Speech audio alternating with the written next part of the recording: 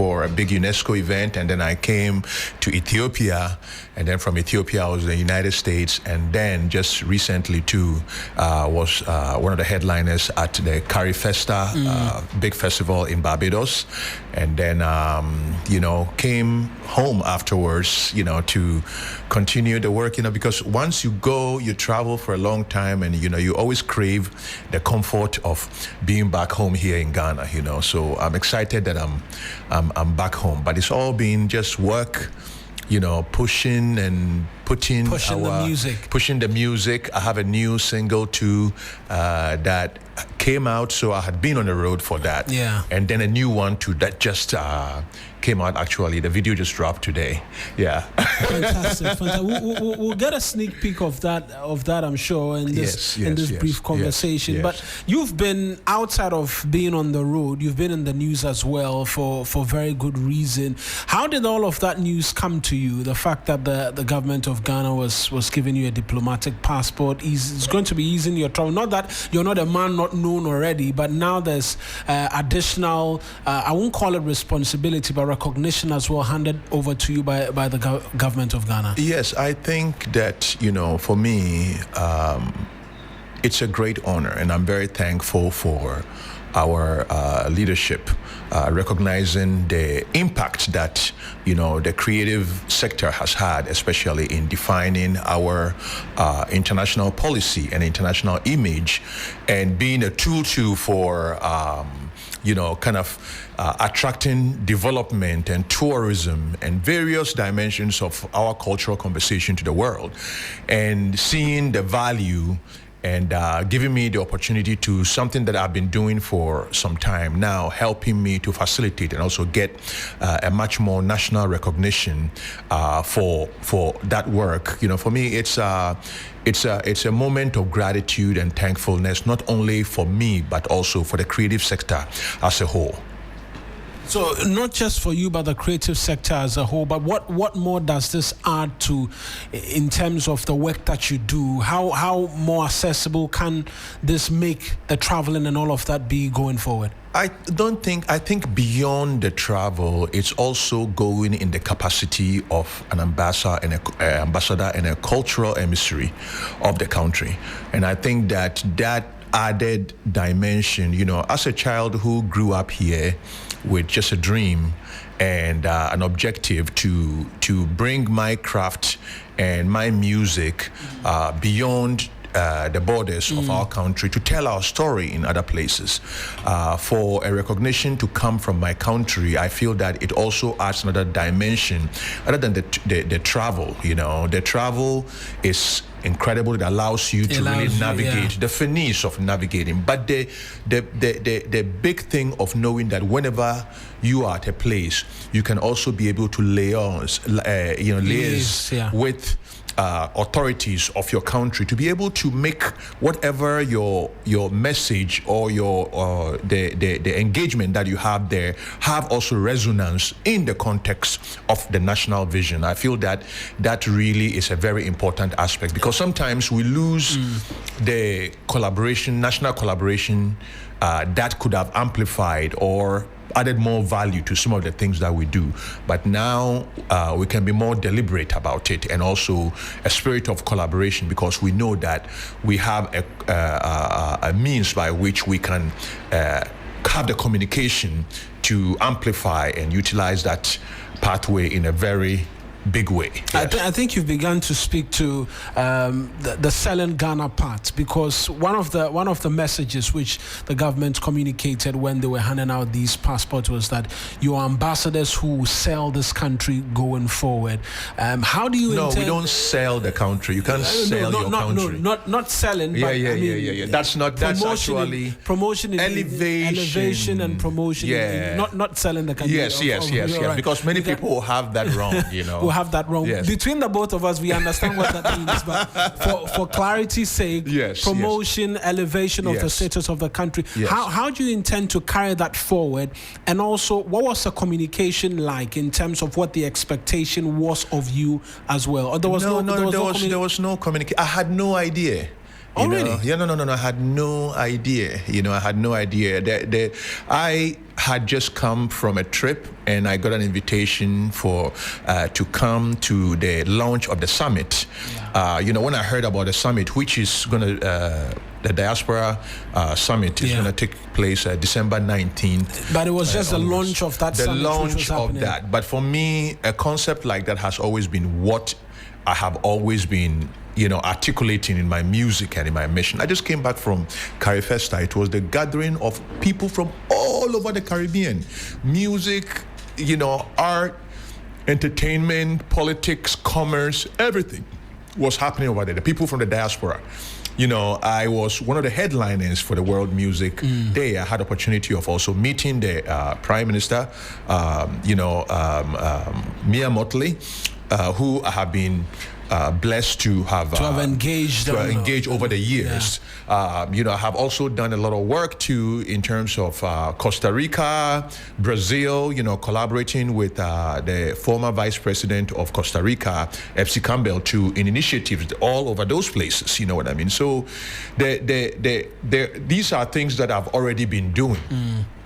So I think that now we can have a very, an opportunity to also leverage all of that. And in addition to that, to create new ideas and as to how we can harmonize, because the government has its own interests. Right. And then we already have what we are doing.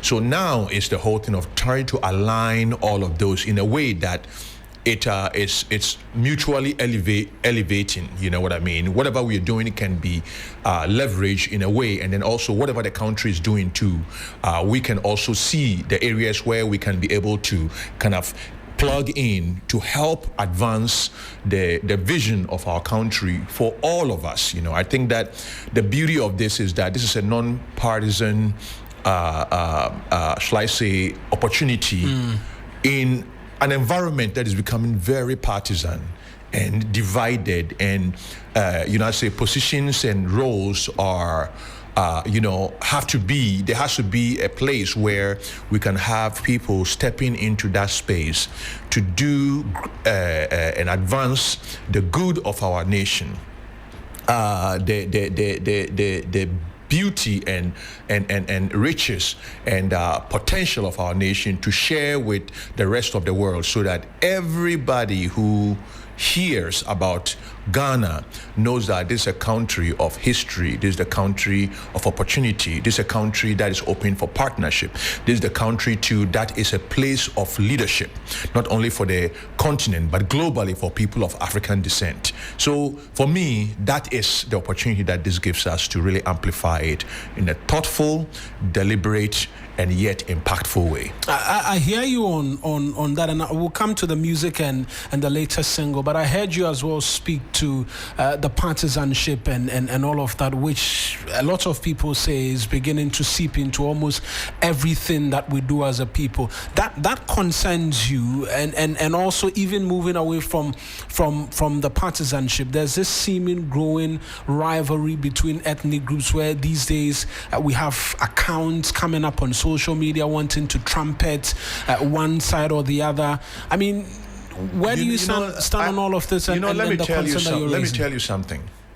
We don't even know that we are under attack by entities outside of us.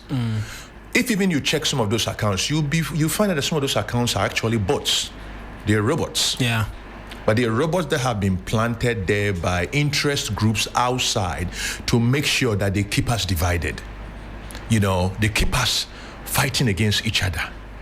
They keep us robbing ourselves of our potential as a unified, organized entity that has a unity of purpose and unity of aspirations. So when we see all of those things, it makes people react, because some of these sites are meant to start a means by which we react. And when you react against a certain issue online. You haven't seen the person. It's just a post. Yeah. But the post the algorithms are reading all of us. They are reading our fears. They are reading the things that would divide us. They are reading our cultural strengths, and at the same time, the things that can pit us against each other. So one day we will stand up, if we are not careful, and pull guns on each other based upon a false narrative that has been put out on social media that is not actually a human being that put it there. That's why we have to be careful. That's a risk we run right now. That's a risk we run right now. Seeing. And so inoculating our mindset to make sure that when you see something, even that says that, hey, Rocky, I'm insulting you. You are this, you are that. I would not react immediately and be angry. You have to find out what is behind it, who is behind it, where it's coming from, because it could be a bot that is out there. Its intention is to utilize wherever your fears are, amplify it in a way that you are engaged in something that is negative. And also because Africa right now is fighting for its sovereignty, is fighting for the empowerment of its people. So we have to know that the bots and algorithms, which we don't control, now is going to do the work and the bidding of whoever are out there to make sure that we relinquish our ability to stand up for each other and unify ourselves. And we should be very careful at that. That's why I'm talking about the dangers of partisanship, the dangers of reactionary what's it called, attitude when we see a post on social media, and then our media people to amplify some of this negativity that comes online, to amplify that and distribute that. In the long run, it's a dangerous, situation that we are. So we have to push for unity. We have to push for oneness. We have to push for a new sense of citizenry and patriotism. And I believe that is, for me, the area that I like to operate. Right. Let's talk about the music and the industry as well. Yes. You said there's a new one that's out. The video. There's one that is out that we're pushing. There's my collaboration with Cedella Marley. It's called "I Got a Song." It's actually Cedella Marley is the daughter of Robert Nesta Marley. And it's a song that right now is getting extremely popular all around the world. It came out, and I have been on the road really pushing that. And it's a song too that I feel also goes to, extend the same narrative that I'm talking about the Africa and the diaspora. So this is true music connecting, Ghana. To the works that the Marley family has done, to one of the matriarchs. They are good friends of Ghana. Exactly, they are good friends of Ghana. But this is a musical collaboration that to really buttress that connection that we have, and then ultimately it's also about putting together the diaspora and then also the motherland, because this is the Black Star.